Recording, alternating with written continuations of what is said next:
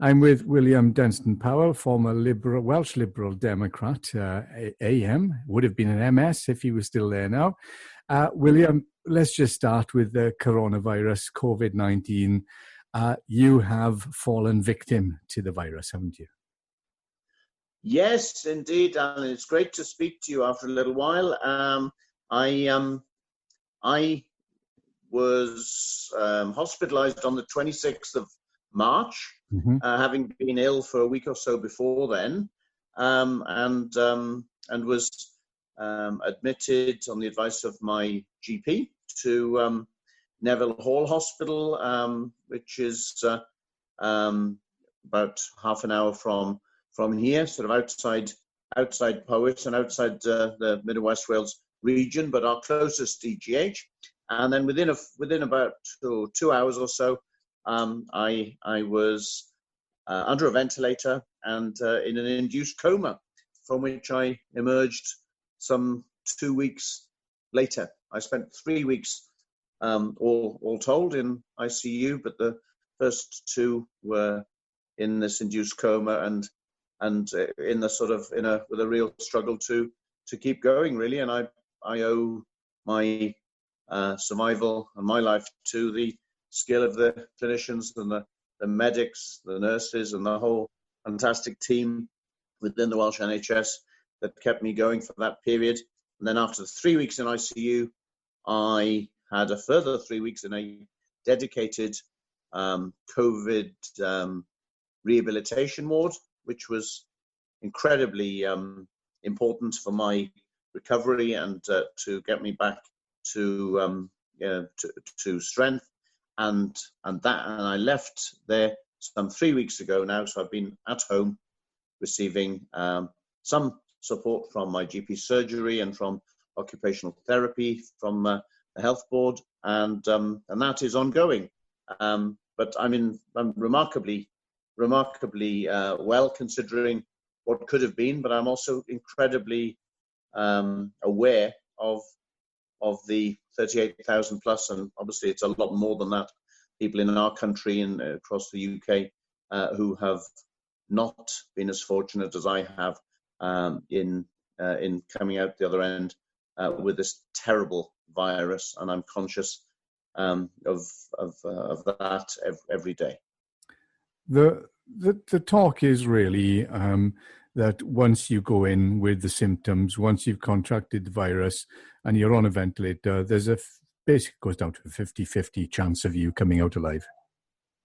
Yes, that is precisely what I have been advised after the event. I mean, I had no choice, really. It wasn't a negotiable situation when I went in, because my oxygen saturation levels were down to the low 70s, so I was in real danger. I'm told that my lips were starting to turn blue.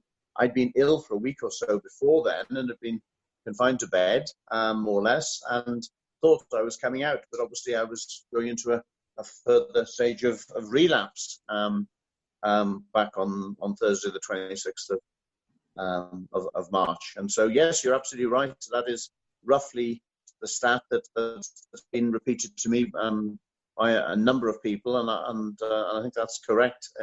It's quite sobering, really, to think about that.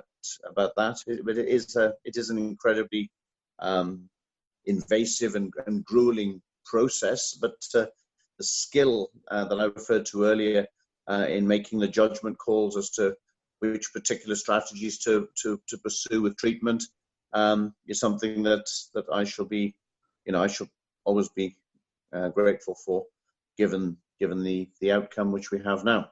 And as you were diagnosed, or you discovered you had it, we get these sort of images in our heads of men in blue suits coming in and sort of taking you away and carting you off in isolation, and then maybe checking over anyone else you may have been in contact with or whatever.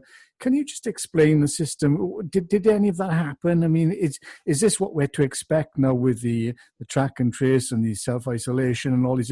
A lot of people are still in the dark as to, right, this chap has just got COVID-19. He's in his home. He's in contact with his family. What happens next? Well, I mean, there's two parts to answer that question, really. There certainly was no track and trace that was put in place with me back in late March and in April, I was tested and tested positive, and subsequently into early to mid April, when emerging from ICU, I tested negative. But at no time was any test undertaken with my wife or my sons or any other immediate contacts.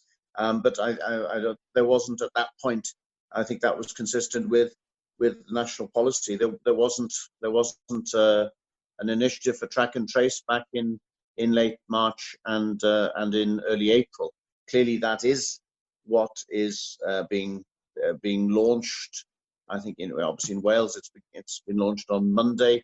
There's some sort of attempt on the English side of the border to have that up and running already. But I'm somewhat unconvinced that it is adequate to the needs, and that indeed that it's adequate to match the level of relaxation of lockdown. I think there's a lot of people across Wales who are somewhat concerned that the headlong rush to ease things in on the English side, which obviously there's some pressure that's felt here in Wales to follow suit in some quarters. I think there is a concern that is somewhat premature, given how given the potential weaknesses that exist in the track and trace, and certainly amongst some of the experts who belong to SAGE who've commented in the last 48 hours have shared that skepticism.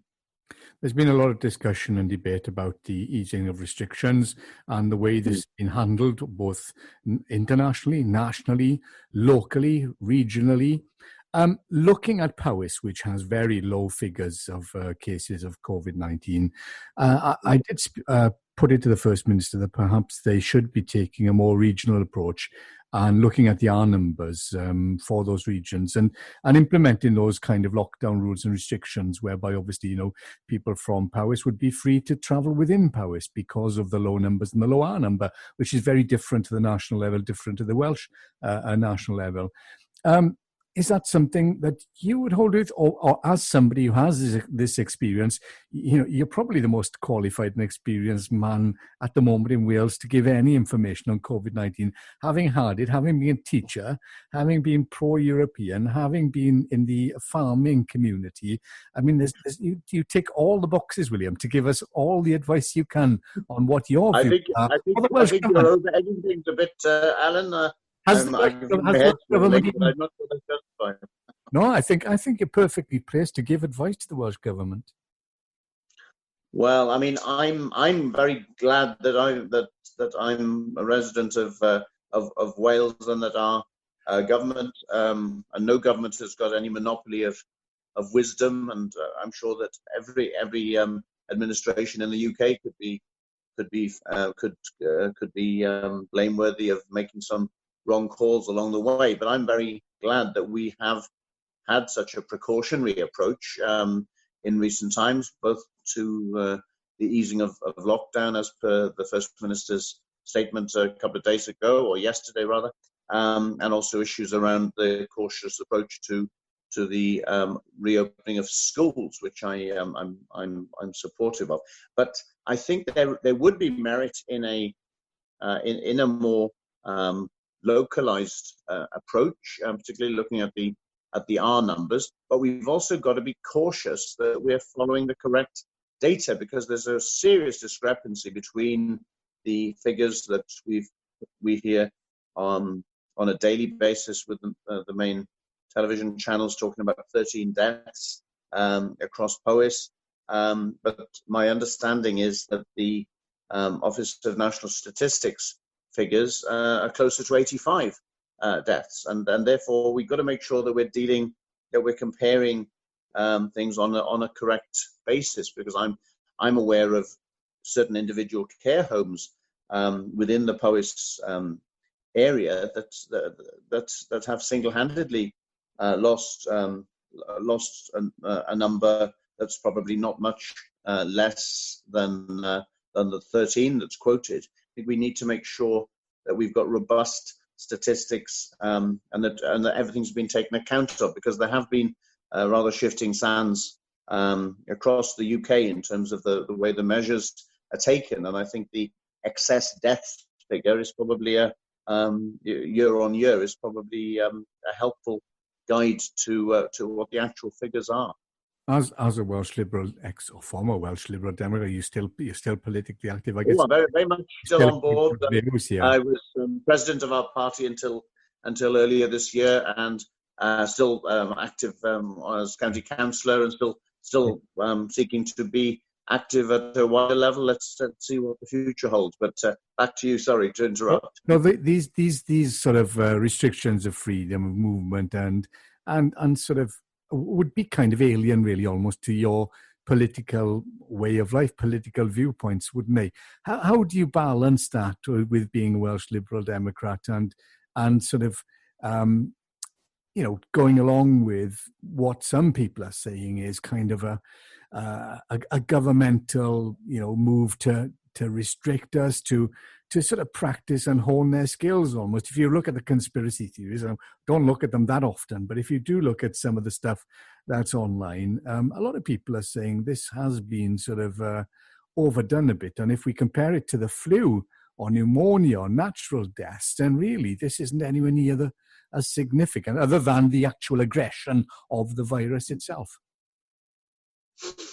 Well, I mean, there's a whole lot wrapped up in that single question that you've just posed. Yes, it goes against the grain for somebody who calls himself a liberal and who upholds the belief in the freedom of the individual to see the imposition of such draconian limitations on movement and on social contact and on the very essence of what makes our community in terms of the social, the sporting, the religious, and just the richness of our communities. On the other hand, we've got to temper our commitment to liberalism and freedom of movement with a sense of responsibility. And I do hold with the wisdom and the correct call that was made in terms of moving to lockdown. I mean, clearly, I think, as I said in response to one of your earlier questions, I think we should be looking at a more localized approach. We should also be looking at an approach which reflects, it should be a risk-based approach. We also need to be looking at the reality of the situation in terms of the relative distances, and obviously the guide of 5 miles that's been brought in came in for some lambasting in some quarters, and it was a kind of easy hit because some of the early communications around it didn't really provide the level of reassurance that then came subsequently from the First Minister that this is a guide rather than a hard and fast rule. But yes, a lot of this does sit uneasily, Alan, with being a liberal and believing in the individual's right to choose.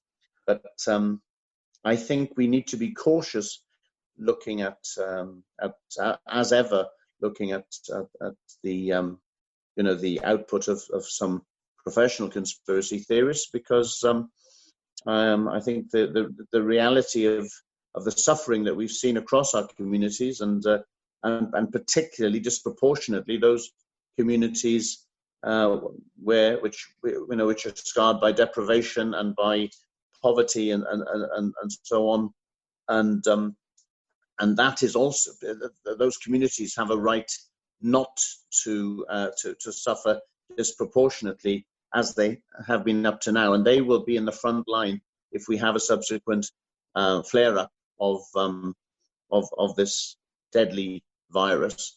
And I think we need to be aware of that. So that's part of the wider picture that we need to be cognizant of.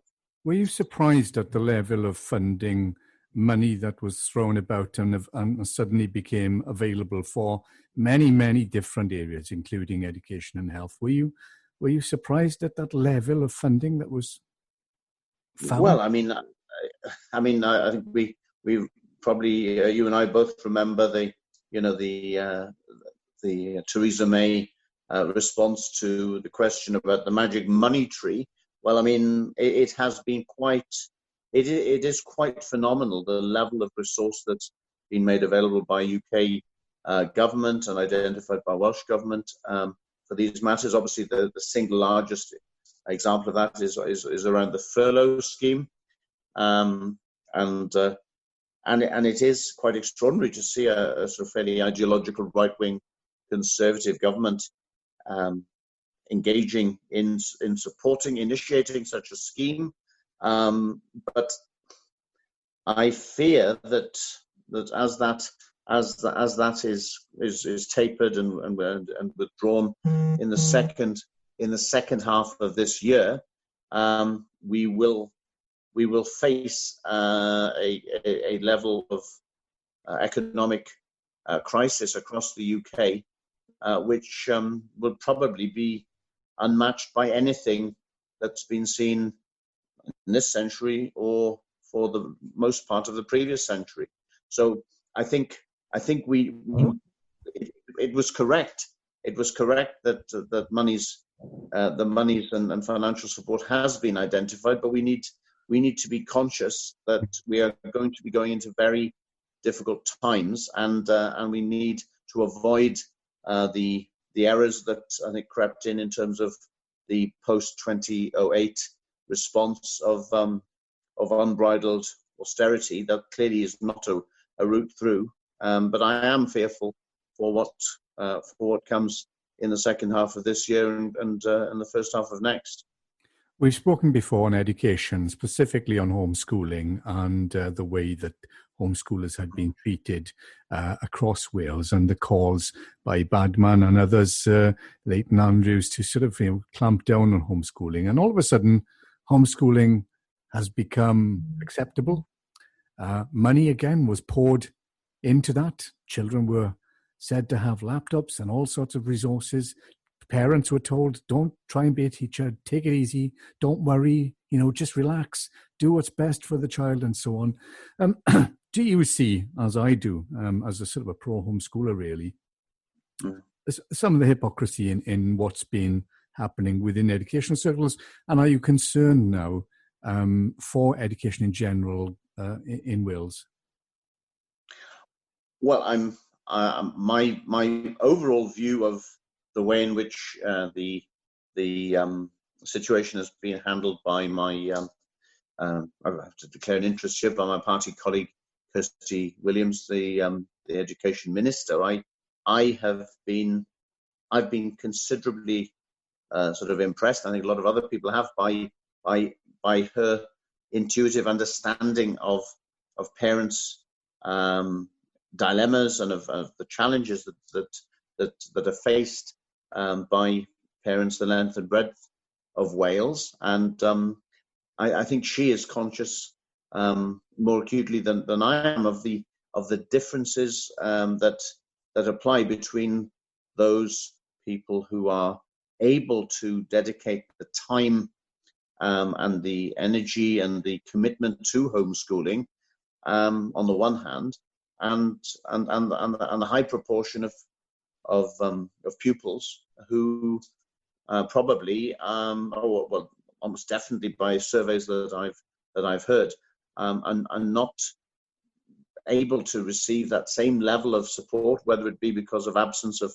some of the hardware and some of the IT facilities and so on, but also perhaps because their parents or guardians are not as well versed and didn't have such a positive experience of education themselves, and therefore they're not at all well placed to provide that support. But I think the potential benefits of homeschooling in some settings will be better understood now than was the case before. But also the challenges that teachers face every day of the week. And I think probably the profession will have a degree greater respect in some quarters by those who've found themselves trying to deliver lesson plans and trying to enable an ordered progression of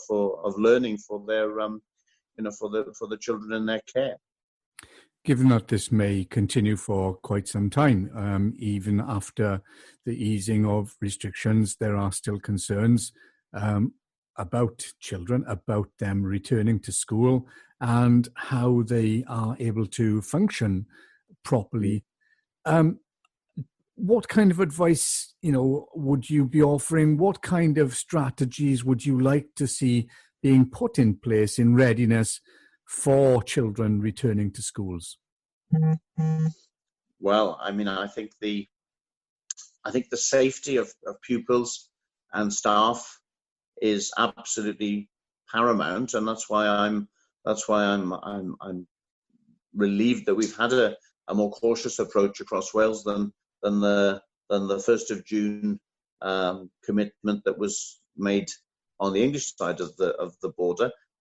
Clearly, I think we both understand that the social distancing doesn't come naturally to reception and year 1 and 2 pupils, and all of the requirements that are in place to try to minimize risk.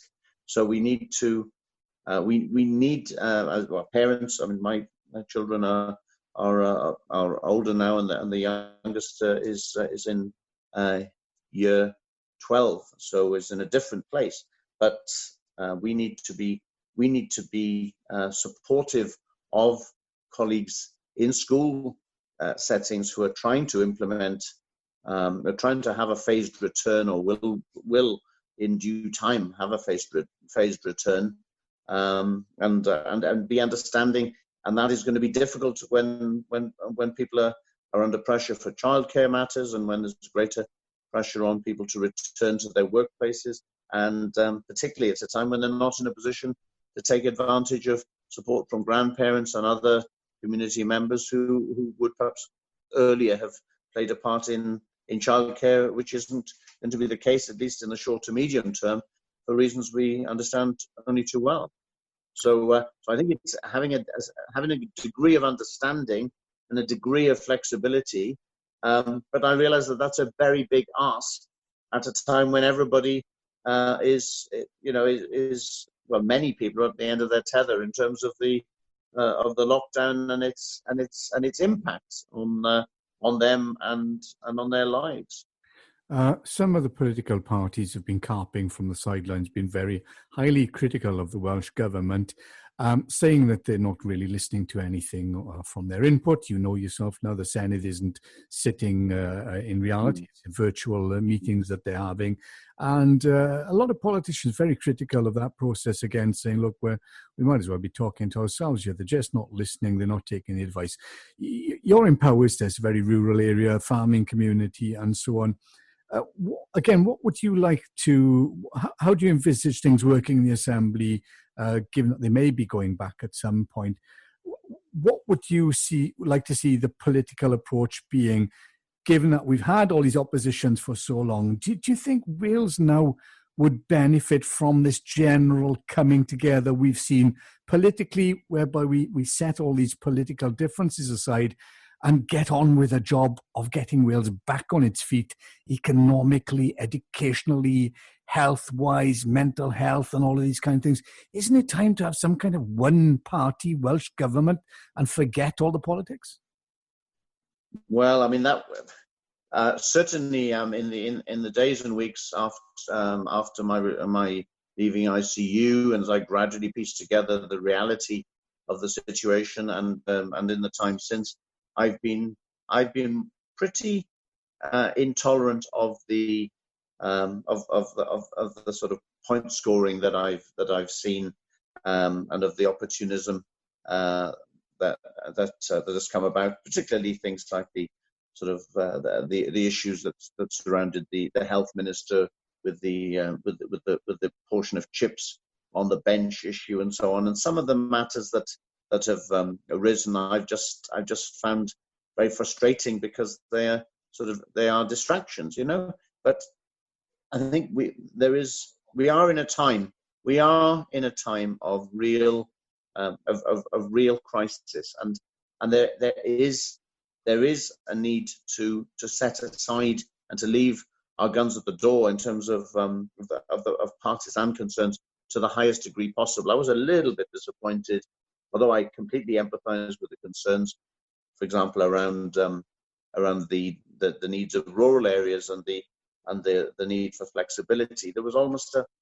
almost too easy to predict the press releases and the media lines and the social media output, perhaps of the Conservatives in the Welsh Parliament in the last couple of days. You could almost write it before the announcement had been made, because it was a kind of open goal in the way that it had been somewhat miscommunicated. And I think we do need a greater degree of coherence between people of goodwill and people who are concerned about the well-being of the people in Wales. But I would say, we see on the UK government side a higher degree of partisanship than is the case here in Wales, and I find that very disturbing, really. And some of the issues that are driving the headlong rush towards what I think in some ways is premature and ill-founded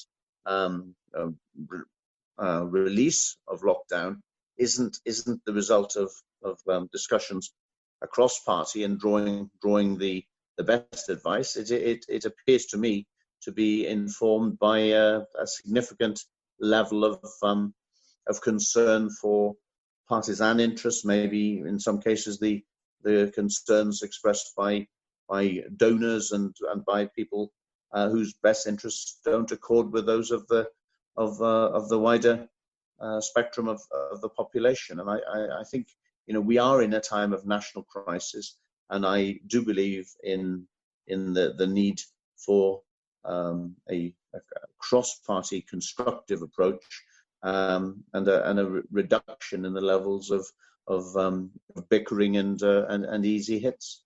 In an old-fashioned farming terms, sorting the wheat from the chaff. Yeah, exactly so. Well, absolutely right. And looking at that in that way, given that you've suffered with this virus and you've gone through that time, you've had time to think. What does go through your mind? You're in that position. Does religion go through your mind? Does your life sort of flash before you? Do you make plans? Do you make your peace with people? What kind of things were happening to you on a mental level, given that mental health is so fragile anyway? No, you're absolutely right there. I mean, I think I need to emphasize the fact that I was admitted within 2 hours. I was out for the count. So I was under a ventilator. I was in an induced coma. I didn't have any opportunity to make peace or put things in order with anybody at all. I mean, I do believe that I know that I was subject to high degrees of support and prayers and all manner of different prayers and meditations across Christian, Hindu, Muslim, and other traditions, as well as people of no faith who were willing me to recover, and because I've been told about it in subsequent weeks, and all that's quite moving, regardless of anybody's individual faith. But as I reflect on it, I realize how incredibly fortunate I was, and I must say, in ICU, I wasn't really in a position to engage with any of that for the reasons that I've stated, because I was out of it. In the second 3-week period, you do begin to reflect on how extraordinarily fortunate you've been, or I've been, or I was in that time, and I certainly had some some very valuable conversations with the hospital chaplain in Neville Hall Hospital, the Aneurin Bevan Health Board chaplain, who came on a couple of subsequent successive Sundays, and who came to see me out of hospital on the day that I was discharged. But it certainly does make you reappraise your priorities, and I think probably it gives you cause to reflect as well on what really matters, and perhaps on sort of maybe stepping back from things that you can afford not to be engaged with, purely because you need to conserve your energies. And one thing I've not emphasized, I suppose, up to this point in the conversation is the level of physical the physical kind of debilitation associated with the treatment in ICU, because you have a muscle wastage, you have significant challenges, and obviously you may be aware of that through experiences that you or family or friends have had, but also anybody listening to this may well be aware of that. But I have to say, I wasn't aware of the severity of impacts, and having to relearn to establish balance, having to relearn to walk in those early days, and still having some challenges in terms of stamina and dexterity. But I'm making progress thanks to the support that I'm still receiving from family, but also from the community services that have been made available from the local health board. But also at the end of the day, I need to take some ownership of this, and I'm trying to maintain a decent level of physical exercise and sustain that. And I've got nobody to blame but myself if I allow that to diminish. So I've got to keep going. But it's a combination really of mental, physical, and spiritual matters, all sort of wrapped up really. And it is a profoundly arresting experience, and something that the like of which I've never gone through in my now 55 years. Therefore, but for the grace of God go I. Yes, indeed.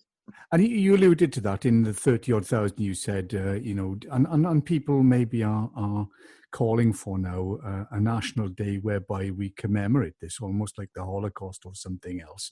Do you think that's important as a way of people being able to stop, to think, to empathize, given that the majority of people may never, ever get to experience this, thank God, but do you think that's important, that we put aside some time on a day in the future for this? I think that may well be appropriate. It's almost premature to make a judgment on that just now. But I think there would be merit in that. I mean, some of the newspapers, certainly I know some of the American papers on the East Coast have published sort of thumbnail photographs of hundreds and hundreds and hundreds of victims of the virus, and that again has an impact. And I think it is really important to remember and to reflect on that, because obviously some of the quite a number of the victims have also contracted the virus through their day jobs and through their commitment to caring for other people. And of course, I mean, I'm sure neither you nor I have failed to be aware of the particular exposure to the virus that certain groupings in our country, certainly the AME community, which is particularly vulnerable, who are particularly vulnerable to the virus, and yet have put themselves in harm's way in their work for the NHS or in their caring professions or whatever. I think, and also I was really haunted by the fact that weeks ago now, I heard a Transport for London spokesperson saying that they'd lost 29 bus drivers. And again, you just begin to think about these different categories of people, whether they're in care, whether they're key workers in different settings. And yes, I think it would be appropriate to do something of that kind. But I can't work out quite what form that should take. And I think we probably need to have a little bit of distance between this acute phase of the virus and this crisis, and thinking how that should be done. But clearly, something needs to be put in place, and we all need to reflect on the sacrifices and the losses that there've been. The crisis has super highlighted almost the inequalities in society, specifically, as you alluded to there, the poorly paid people, the people on the front line.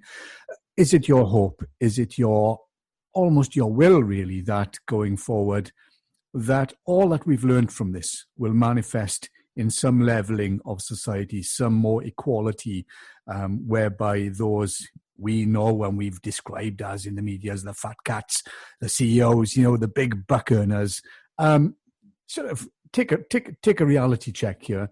The government takes a reality check here, and we actually do something about it, rather than say, there we are, it's all over with now, let's go back to as it was, and you just carry on with what you're doing.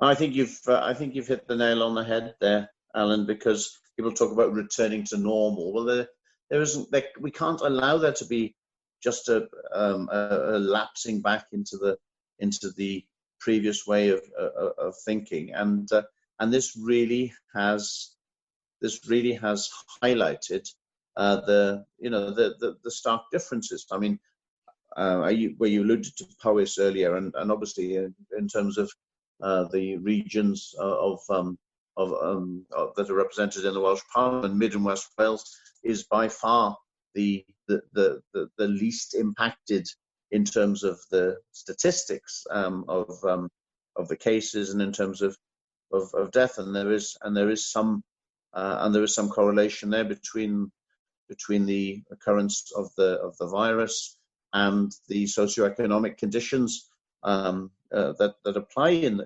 the region. But we absolutely must learn the lessons of this in terms of working towards a more just settlement, and whether that's the issue of paying care and healthcare staff more justly, because clapping on a Thursday has happened over many weeks now, and I think has concluded just the other day. Clapping is great, and it's been heartening, and it's been well received, but clapping alone is not enough. Doesn't put food on the table, does it? No, absolutely, it doesn't put food on the table, and we need, and it's part, but if it's part of a wider recognition, but that recognition needs to manifest itself in a different way. And of course, there've been calls from Sophie Howe, the Future Generations Commissioner, and from a number of parties and individuals in the various Welsh parties and beyond.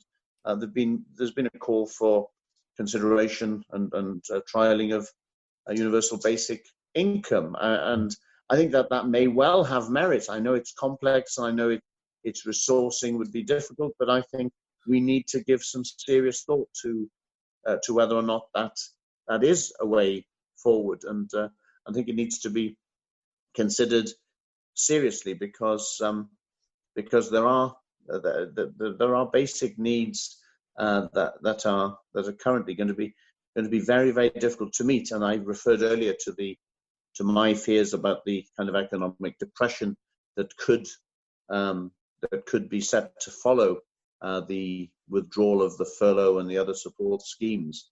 And I think that the challenge that we face is going to be an enormous one, but it is going to need fresh thinking and a fresh commitment.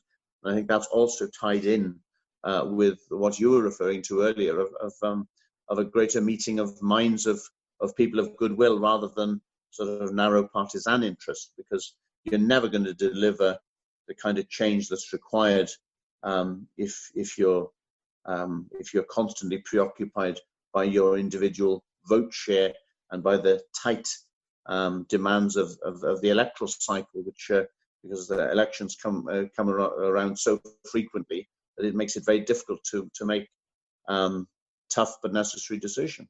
And we know a lot of families, a lot of businesses are going to be really badly affected by this. A lot more poverty, a lot more domestic violence. We've just seen a lot of the negative stuff.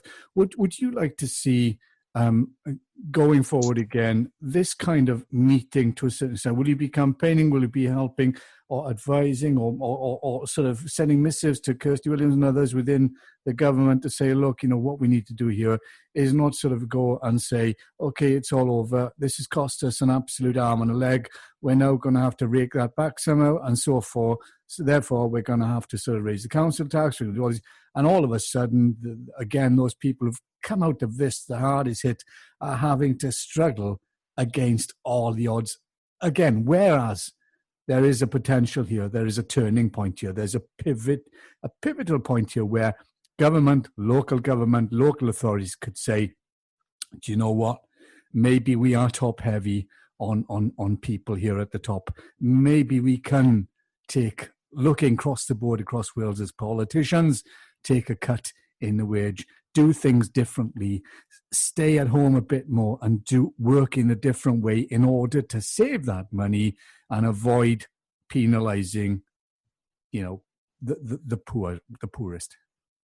Well, I think we've certainly seen some positive developments in terms of the way in which local government has moved towards, obviously has had to move towards virtual meetings, which are more cost effective, which is one strand. Also an area that of additional potential benefit obviously is around environmental impacts of some of the ways in which we've done business, of always having to up sticks and meet at some mutually inconvenient venue rather than doing as you and I are doing now, having quite an in-depth conversation where we're a significant distance apart and yet we're able to communicate effectively.